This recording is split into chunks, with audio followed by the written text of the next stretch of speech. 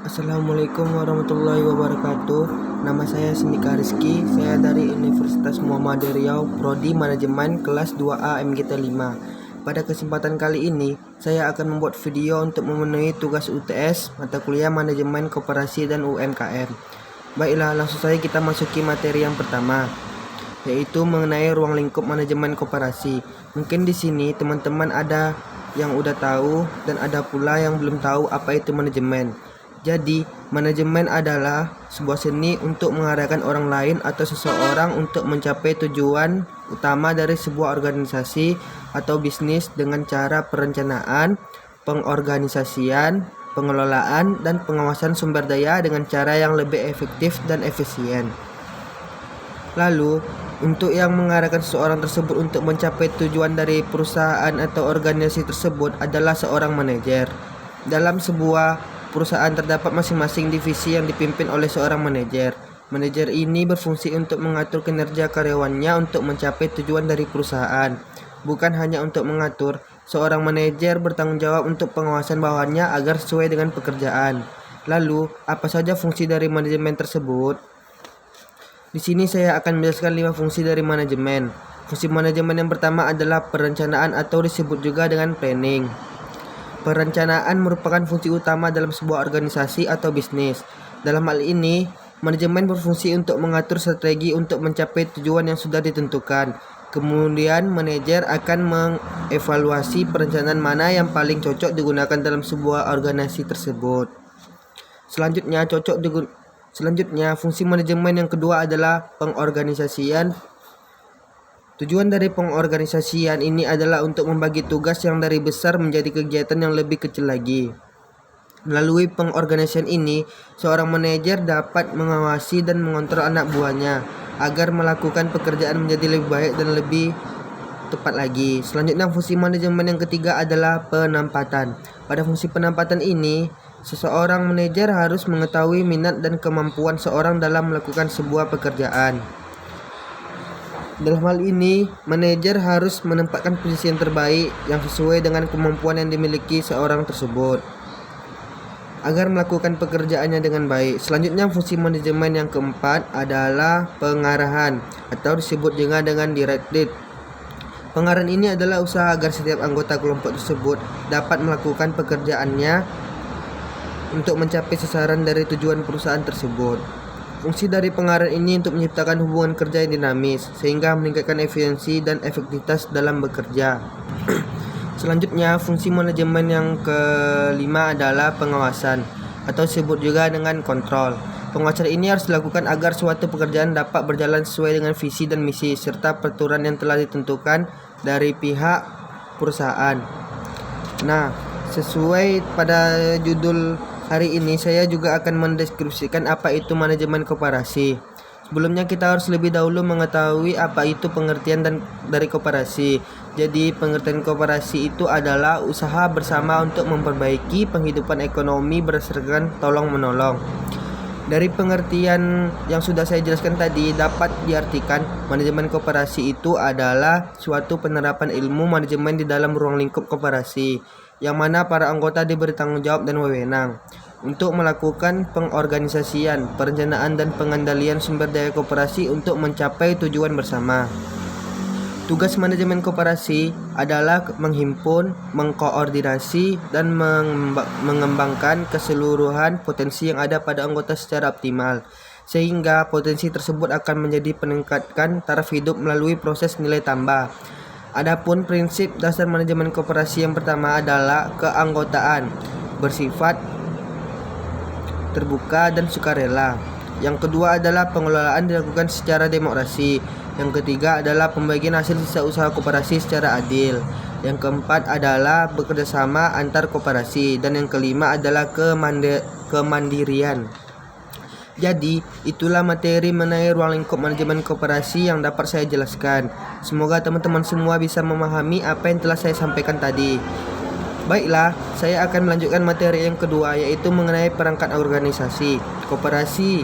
Sebelum kita lebih jauh lagi pelajari tentang koperasi, sebaiknya kita terlebih dahulu harus mengetahui apa-apa saja perangkat organisasi yang ada pada koperasi tersebut. Pada Undang-Undang Nomor 25 Tahun 1992, Tentang keoperasian yang disebutkan bahwa perangkat organisasi itu terdiri dari perangkat anggota, pengurus, dan yang ketiga pengawas. Jadi di sini kita akan membahas tentang perangkat organisasinya. Nanti kita akan mencari tahu apa saja wewenang dari fungsi dari perangkat organisasi tersebut. Langsung saja kita bahas perangkat organisasi yang pertama, yaitu rapat anggota. Rapat anggota ini merupakan perangkat yang penting dalam sebuah organisasi koperasi. Rapat anggota ini dihadiri seluruh atau sebagian besar dari anggota koperasi. Melalui rapat anggota ini, anggota koperasi tersebut bisa menggunakan hak suaranya. Nah, di rapat anggota ini juga memiliki beberapa wewenang untuk menetapkan beberapa hal. Apa-apa saja wewenangnya? Wewenang yang pertama adalah ajaran dasar. Wewenang yang kedua adalah kebijakan-kebijakan umum di bidang organisasi. Wewenang yang ketiga adalah pemilihan dan pemberhentian pengurus dan pengawas. Wewenang yang keempat adalah rencana kerja, rencana anggaran pendapatan dan pengesahan laporan keuangan. Wewenang yang kelima adalah pembagian sisa hasil usaha secara adil.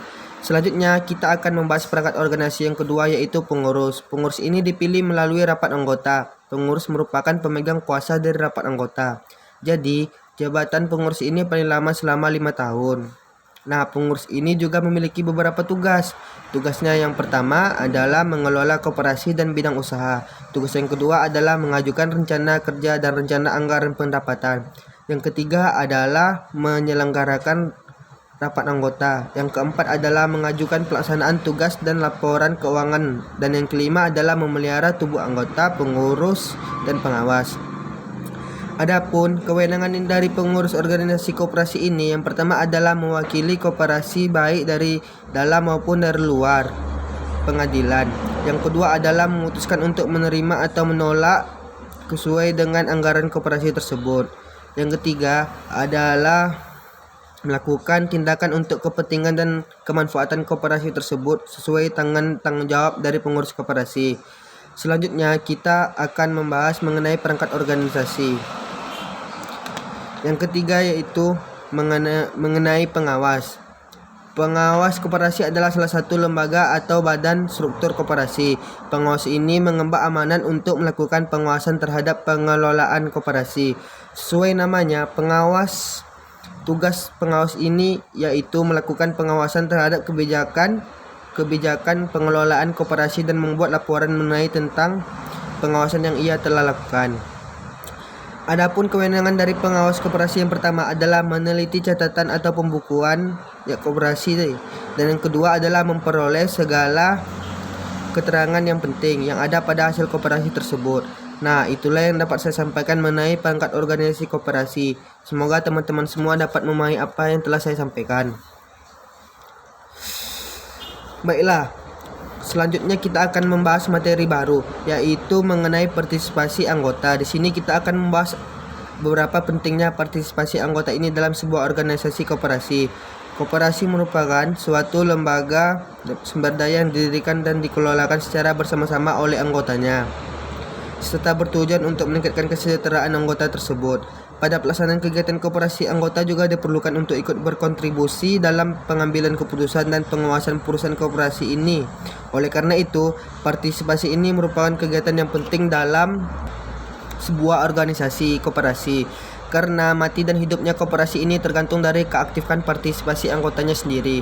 Adapun karakteristik dari partisipasi anggota, yang pertama adalah partisipasi ini merupakan bentuk keterkaitan mental dan emosional dari anggota tersebut. Yang kedua, bersedia untuk memberikan kontribusi untuk pencapaian kelompok. Yang ketiga adalah tanggung jawab. Pada organisasi koperasi, partisipasi anggota menjadi hal penting dalam mengukur keunggulan kinerja kooperatif di samping faktor lain, yaitu kinerja usaha koperasi tidak hanya dituntut untuk meningkatkan hasil koperasi melalui penetapan strategi, akan tetapi juga dituntut melalui secara normatif. Nah, salah satu faktor penyebab anggota mau ikut berpartisipasi pada koperasi adalah karena manajemen dari koperasi tersebut. Oleh karena itu, anggota tidak ragu lagi untuk membayar simpanan karena administrasi pencatatan sudah jelas. Begitu pula dengan transaksi usaha. Jadi itulah mengapa partisipasi anggota ini sangat penting dalam sebuah organisasi koperasi. Semoga teman-teman semua bisa memahami apa yang telah saya sampaikan. Selanjutnya kita bahas materi yang berikutnya, yaitu manajemen pemasaran internal koperasi dan manajemen pemasaran eksternal koperasi. Pertama, kita akan membahas materi yang bagian manajemen pemasaran internal koperasi. Pengembang koperasi dengan memperdayakan pasar internal merupakan suatu keniscayaan karena keberhasilan koperasi tergantung pada sampai sejauh mana koperasi tersebut memberikan kepuasan terhadap anggotanya di pasar internal. Lalu, bagaimana koperasi mengembangkan pasar internalnya? Nah, jawabannya adalah dengan cara integrasi vertikal, yaitu dengan cara menyatukan unit-unit usaha melalui industri hulu dan industri hilir. Nah, koperasi memiliki tugas dalam pasar internal. Tugas perusahaan koperasi pemasaran internal adalah memberikan pelayanan terbaik kepada anggotanya, sehingga anggotanya mendapatkan manfaat atas bisnisnya melalui perusahaan koperasi. Selanjutnya, kita akan membahas manajemen pemasaran eksternal koperasi. Dalam lingkungan pasar yang bersaing, koperasi merupakan salah satu organisasi yang ikut serta bersaing dalam merebut pelanggan internal dan eksternal. Keberlangsungan koperasi hanya akan diteruskan dirasakan jika koperasi memiliki keunggulan dalam bersaing dan anggota yang mampu mempertahankan keunggulan dalam bersaing tersebut. Adapun tugas perusahaan koperasi di pasar eksternal yaitu mendapatkan keuntungan yang besar, melaksanakan riset pasar eksternal, serta mengatur strategi pemasaran. Nah, itulah dia mengenai materi manajemen pemasaran internal dan eksternal koperasi. Selanjutnya, kita masuk ke materi yang terakhir yaitu mengenai manajemen keuangan koperasi. Manajemen keuangan koperasi ini berkaitan dengan pengumpulan dana dan penggunaan dana secara efektif dan efisien. Pada saat koperasi didirikan, sumber utama permodalan koperasi tersebut berasal dari anggotanya sendiri, yaitu dari simpanan wajib, simpanan pokok, dan sumbangan sukarela. Nah, itulah dia yang dapat saya jelaskan mengenai mata kuliah manajemen koperasi dan UMKM. Semoga apa yang saya sampaikan bermanfaat untuk teman-teman semua. Saya undur diri. Wassalamualaikum warahmatullahi wabarakatuh.